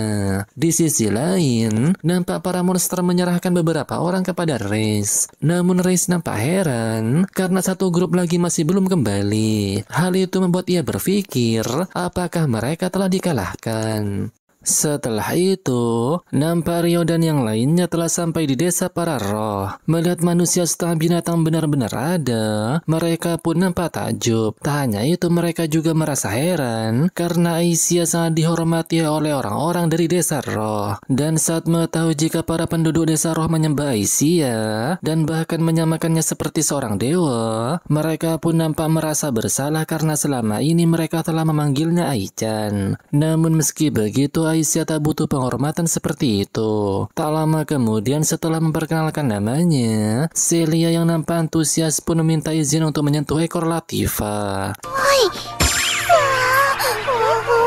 Setelah itu mereka pun nampak terkejut karena mendengar Latifa berbicara bahasa Jepang. Bahkan Latifa juga memberitahukan jika ia sama seperti Haruto yang berasal dari dunia lain. Mendengar hal itu Haruto yang terkejut pun menanyakan apakah tak masalah memberitahukan hal ini kepada mereka.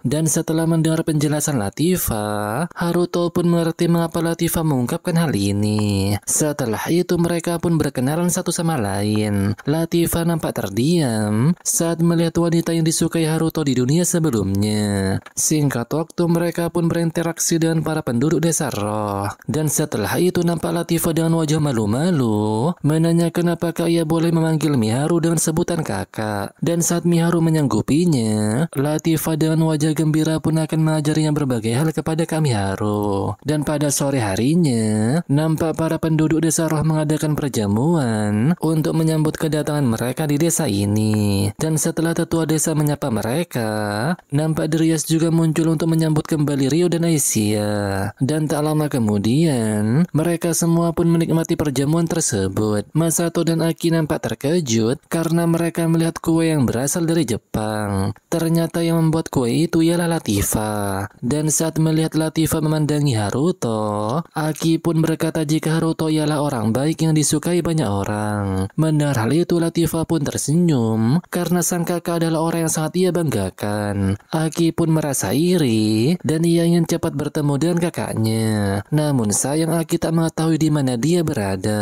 Setelah itu, nampak Sarah memperlihatkan rumah untuk mereka tinggali. Rumah itu tak hanya besar, namun juga memiliki pemandian air panas. Mendengar hal itu, Masato pun nampak antusias untuk mandi di air panas tersebut. Namun sayang giliran mandi pertama ialah para cewek karena ia kalah adu batu kertas gunting dengan Aki. Keesokan harinya nampak Celia yang bangun pagi melihat Haruto sedang latihan ilmu berpedang. Melihat kedatangan Celia, Haruto pun meminta maaf karena sampai saat ini ia telah membuat Celia menunggu untuk mengantarkan surat kepada orang tuanya. Namun karena Miharu dan yang lainnya sudah terbiasa hidup di desa ini, jadi sekarang sang MC mengajak Celia untuk mengirim surat kepada orang tuanya. Setelah mengucapkan terima kasih, Celia pun menanyakan apakah hal ini tak membuat Haruto memaksakan diri. Karena seperti yang diketahui sebelumnya, jika Haruto sedang berusaha untuk bisa membalikan mereka kembali ke dunia asalnya, Celia pun takut jika urusannya kali ini akan menghambat Haruto. Mendengar hal itu, Haruto pun berterima kasih karena Celia telah khawatir kepadanya. Dan memang benar masih ada hal yang harus ia lakukan. Namun meski begitu, Celia bukanlah gangguan untuknya, termasuk membalikan mereka ke dunia asalnya. Karena hal itu, setelah mengirimkan surat, Haruto berniat pergi ke Rodania untuk mengumpulkan informasi mengenai pahlawan. Setelah mendengar hal itu, Celia pun merasa lega karena Haruto telah menceritakan hal ini. Dan ia pun meminta Haruto untuk tak perlu sungkan meminta bantuannya karena ia juga seorang penyihir terkuat dari kerajaan Beltrum. Dan apapun yang terjadi akan terus berada di pihak Haruto.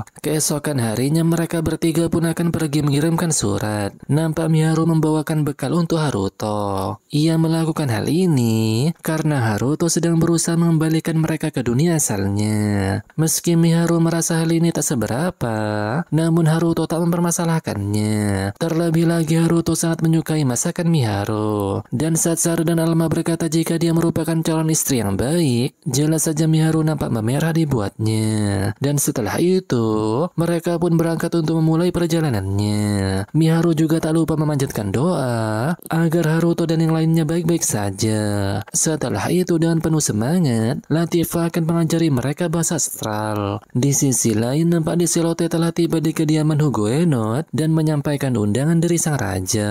Tak hanya mengundang sang pahlawan, sang raja juga mengundang Duk Hugoenot, Flora dan Rowana. Saat melihat Deselote, nampak Hiroaki terpesona dengan kecantikannya. Bahkan ia juga merasa jika kecantikan Rowana dan Flora masih kalah dengan Deselote. Hiroaki-sama? Dan setelah itu ia pun menerima undangan tersebut. Terlebih lagi Deselote juga ada di sana. Singkat waktu nampak Haruto telah tiba di kediaman orang tua Celia. Karena ada lorong tersembunyi di taman yang menuju ke istana, jadi mereka pun akan melewati lorong itu. Setelah turun, nampak Aicia akan menggunakan sihir roh agar mereka bisa bersembunyi dari para prajurit. Setelah membuka pintu rahasia di taman, mereka pun berjalan di lorong tersembunyi. Karena sudah terdeteksi, jadi mereka pun akan bergegas. Ayah Celia pun merasa heran karena selama ini tak ada yang mengetahui tentang lorong itu selain keluarga kerajaan. Setelah meletakkan surat di meja ayahnya, Celia pun pergi dari sana. Di dalam surat tersebut, Celia minta maaf karena telah membuat mereka khawatir. Namun ia minta mereka untuk tenang karena saat ini Celia bersama orang-orang yang bisa dipercaya. Dan suatu saat nanti mereka pasti akan bertemu lagi. Dan sampai waktu itu tiba, Celia minta mereka untuk menjaga kesehatannya. また会おう。約束だよ。Setelah menyampaikan surat itu, mereka pun akan pergi ke Rodania. Di sisi lain nampak Liselotte hampir sampai di Amando dengan menggunakan kapal udara. Namun sesaat kemudian tiba-tiba terjadi guncangan. Dan ternyata guncangan itu terjadi karena ada naga hitam di dekat mereka. Karena masalah itu, jadi mereka pun terpaksa akan melakukan pendaratan darurat di kota Noix. Setelah mendarat di lautan, beruntung naga tersebut tak menyadari keberadaan mereka. Tak lama kemudian nampak mereka didatangi pemimpin kota Noix yang bernama Baronet Boxa. Tak hanya itu, Sakata Hiroaki juga datang bersama yang lainnya. Ternyata Hiroaki akan mampir di Amando. Namun karena dihadang juga oleh naga tersebut, jadi mereka pun tertahan di tempat ini. Huguenot pun berkata, jika ia perlu membicarakan masalah ini dengan Liselotte, jadi ia pun meminta Baronet Boxa untuk menyediakan tempat tinggal. Di sisi lain di kerajaan Beltrum, tepatnya di wilayah Marquis Rodan, ibu kota wilayah Rodania, nampak Haruto dan Celia sedang jalan-jalan untuk mencari informasi. Namun sesaat kemudian mereka nampak terkejut karena Aisyah tak ada di belakangnya. Dan setelah dicari-cari, ternyata Aisyah sedang menikmati makanan. Dan ketika Haruto akan membayarnya, pemilik toko pun menolak karena makanan ini telah dibayar oleh seseorang yang ada di sana. Ternyata pria berambut biru itu telah mentraktir orang-orang karena mendapatkan upah yang cukup banyak berkat pekerjaan persiapan kapal milik pahlawan. Benar kata pahlawan, jelas saja Haruto langsung menanyakannya. Pemilik toko pun memberikan informasi jika sepertinya ada undangan untuk beberapa pahlawan serta ada juga pesta penyambutan dan sebagainya. Namun sayangnya pemilik toko tak mengetahui siapa nama para pahlawan tersebut, dan diketahui juga jika pahlawan yang akan melakukan perjalanan dengan kapal hari ini sedang pergi dengan para putri menuju ke kerajaan Galwar. Di sisi lain di kediaman Baronet Boxa, nampak mereka sedang mendiskusikan masalah naga tersebut. Diketahui jika naga itu ialah monster yang tak bisa diurus oleh manusia biasa, dan dalam kondisi terburuk para penduduk kota akan dievakuasi. Setelah itu, saat Hiroaki mendengar jika Liselotte akan pergi ke Amando menggunakan jalur darat, terlebih lagi hanya bersama pelayannya, jelas saja ia nampak khawatir. Oleh karena itu ia juga akan ikut dengan Liselotte. Meski Rohana telah menegurnya, namun Hiroaki tetap bersikeras karena seorang pahlawan tak boleh menutup mata dalam keadaan seperti ini. Duke Huguenot yang mendengarnya pun setuju karena ia tak bisa mengabaikan keinginan sang pahlawan. Meski Liselotte menolak karena tak ingin merepotkan pahlawan dari negara lain, namun Hiroaki tetap bersikeras karena ia bertindak sebagai seorang pahlawan. Mereka juga bersumpah tak akan menyalahkan Liselotte nantinya. Dan jika nanti terjadi sesuatu yang buruk, Hiroaki dengan penuh percaya diri pun berkata jika Liselotte bisa mengandalkan kekuatannya. Dan pada akhirnya Liselotte pun menerimanya. Pada keesokan harinya nampak mereka bersiap untuk berangkat. Namun sebelum itu, nampak Vanessa bertemu dengan teman lamanya yang bernama Raymond Brand. Dan saat ini, Raymond bertugas menjadi pengawal di perjalanan. Setelah mengobrol singkat, diketahui jika keluarga Vanessa mengalami kejatuhan. Beruntung ia telah dipungut Nona Liselotte dan menjadi pelayannya. Tak lama kemudian mereka pun berangkat untuk menuju Amando. Di perjalanan, di saat Hiroaki, Rohana, Liselotte dan Flora sedang mengobrol, nampak kereta tiba-tiba berhenti. Tak hanya itu, kereta yang ditumpangi mereka tiba-tiba ditutup rapat, yang membuat Hiroaki dan yang lainnya nampak panik. Diketahui jika di luar sana, Vanessa meminta para prajurit untuk bersiap bertempur karena ia merasakan kehadiran monster. Ternyata saat ini ada banyak sekali monster yang mengelilingi mereka. Vanessa pun merasa heran mengapa para monster muncul secara tiba-tiba. Dan sesaat kemudian melihat hal itu, para pelayan Liselotte pun langsung menghalau batu-batu tersebut. Namun sesaat kemudian mereka nampak terkejut karena monster yang datang sangatlah banyak. Tak hanya datang dari sisi depan, bahkan mereka juga datang dari arah yang lain. Melihat hal itu, Vanessa pun meminta Nona Liselotte untuk tetap duduk di dalam kereta. Dan setelah itu Vanessa berencana akan membasmi musuh yang berada di arah depan. Ia juga meminta para kesatria untuk mempertahankan perlindungan dan menyerahkan penyerangan kepada dirinya dan para pelayan Liselotte yang lain. Setelah berkata hal itu, Vanessa pun langsung bersiap untuk menyerang.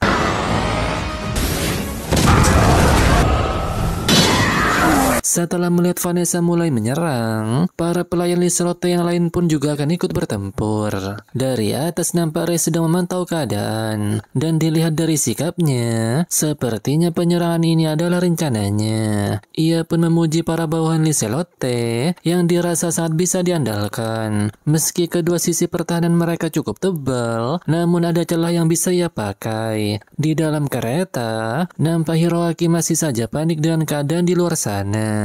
Liselotte pun menenangkannya karena para prajurit sangat ahli dalam bertarung. Namun karena Hiroaki masih saja ragu, hal itu pun membuat Putri Flora juga ikut merasakan ketakutan. Liselotte pun langsung menggenggam tangannya dan menenangkan Putri Flora. Melihat mereka berdua, Hiroaki pun meminta Rohana menggenggam tangannya jika ia merasa ketakutan. Namun saat mereka saling berdekatan, secara tiba-tiba terjadi getaran yang cukup kuat yang berasal dari atas. Karena tak tahan dengan keadaan ini, Hiroaki pun mengeluarkan senjatanya dan mengajak Rohana untuk pergi keluar.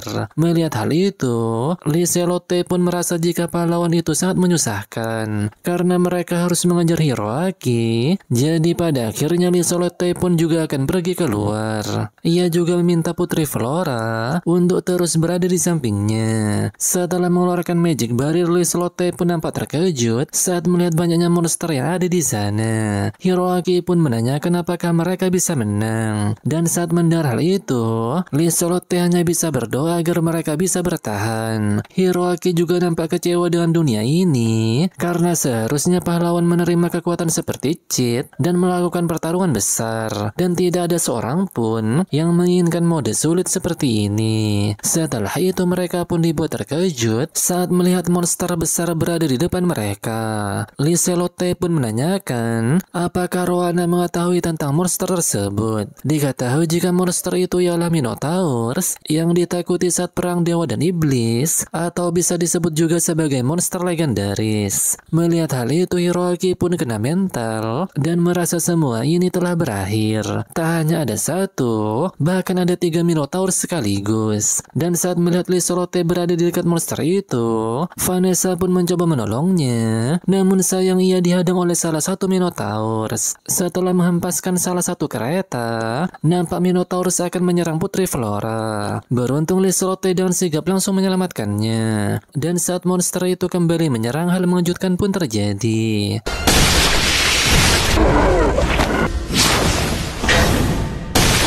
Pada dirinya diselamatkan sang MC, Putri Flora pun mengingat saat ia diselamatkan Rio, dan ia merasa jika kejadian ini sama seperti dulu. Tak lama kemudian, nampak beberapa pelayan datang menghampiri mereka, dan saat pelayan itu menanyakan siapakah sang MC, nampak Minotaurus itu kembali datang, yang membuat Haruto akan membicarakan hal ini nanti. Dan sesaat kemudian, pertarungan Haruto melawan Minotaurus pun kembali terjadi.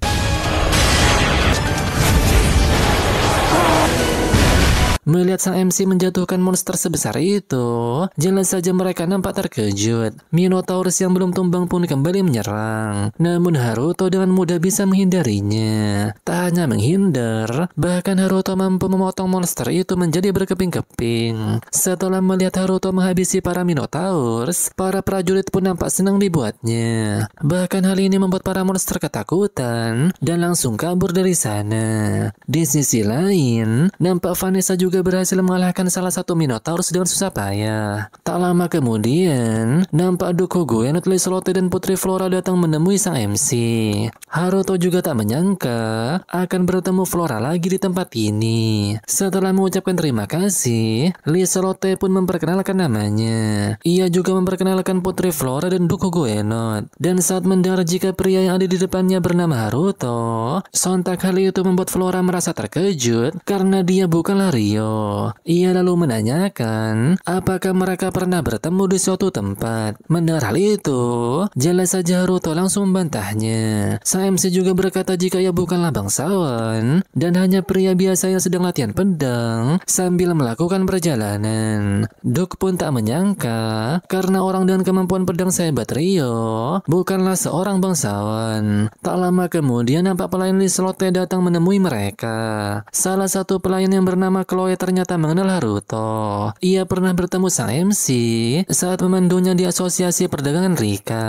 Mendengar hal itu, Liselotte pun tak menyangka jika Haruto merupakan pelanggan tokonya. Setelah itu sang pahlawan pun juga datang dan memperkenalkan namanya. Mendengar nama Sakata, Haruto pun sadar jika dia merupakan orang Jepang. Hiroaki kemudian memuji sang MC dan berkata jika dia seorang petarung pedang yang lumayan dan dia juga bertarung cukup hebat. Dan di saat Liselotte juga memuji kehebatan Haruto, jelas saja Hiroaki nampak cemburu. Setelah Flora pergi, Haruto pun bertanya-tanya apakah sang putri menyadari siapa dirinya. Setelah itu sang MC lalu menawarkan jika ia bisa membantu mereka seperti memperbaiki kereta yang rusak di sana. Mendengar hal itu, Liselotte pun meminta tolong agar Haruto mengecek keadaan kereta tersebut. Dan saat mendengar jika gadis di samping Liselotte bernama Ria, Haruto pun mengingat saat dirinya datang ke tempat ini. Saat itu Haruto, Celia, dan Aicia sedang menuju ke wilayah Amando. Namun tak lama kemudian mereka melihat adanya pertarungan besar. Dan saat Celia melihat Arya sedang bertarung, ia pun nampak terkejut. Celia juga memberitahukan jika saat ini dia mengabdi untuk Liselotte. Dan saat melihat monster kuat datang ke hadapan Arya, jelas saja membuat Celia merasa khawatir.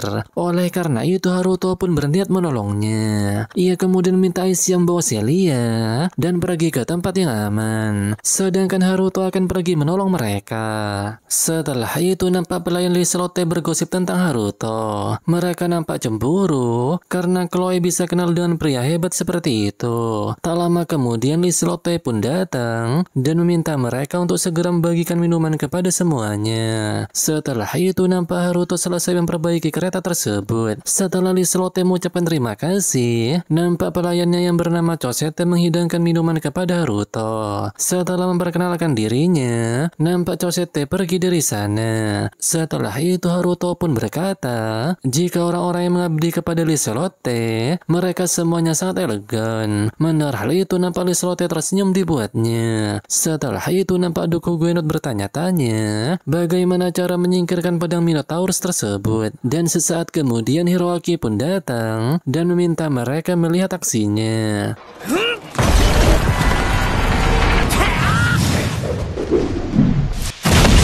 Melihat aksi sang pahlawan barusan, mereka pun nampak bersorak-sorai. Hiroaki pun nampak tersenyum kepada Haruto setelah ia menyingkirkan pedang tersebut. Tak lama kemudian mereka pun melanjutkan perjalanannya. Ternyata Haruto juga ikut, bahkan ia satu kereta dengan para bangsawan. Melihat Haruto merasa sungkan, Dok pun berkata jika dia tak perlu khawatir, terlebih lagi dia merupakan orang yang sudah menyelamatkan mereka. Dan setelah mendengar hal itu Haruto pun merasa terhormat. Shin kemudian berpindah ke desa para roh. Nampak Latifah mengajari mereka bahasa setral. Dan tak lama kemudian, nampak Masato diajak teman-temannya untuk memancing. Meski habis ini ada pelatihan sihir roh, namun Masato akan melakukannya di lain waktu, karena sekarang ia akan pergi memancing dengan teman-temannya. Setelah itu nampak Miharu dan Aki sedang latihan sihir, dan mereka dibimbing oleh Orphea. Namun sayang Aki masih belum mahir melakukannya, berbeda dengan Miharu yang lebih baik dari dirinya.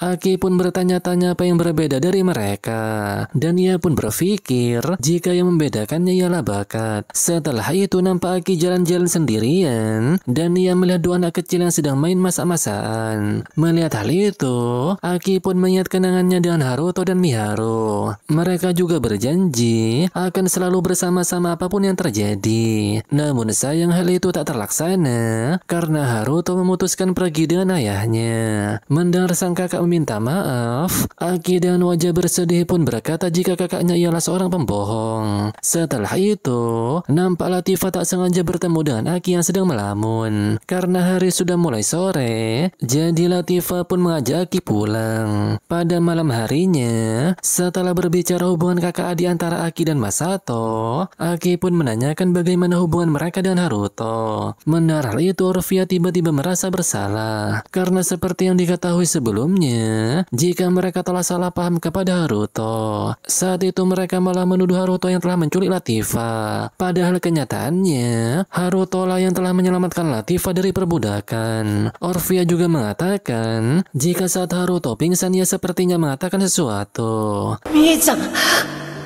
Mii-chan.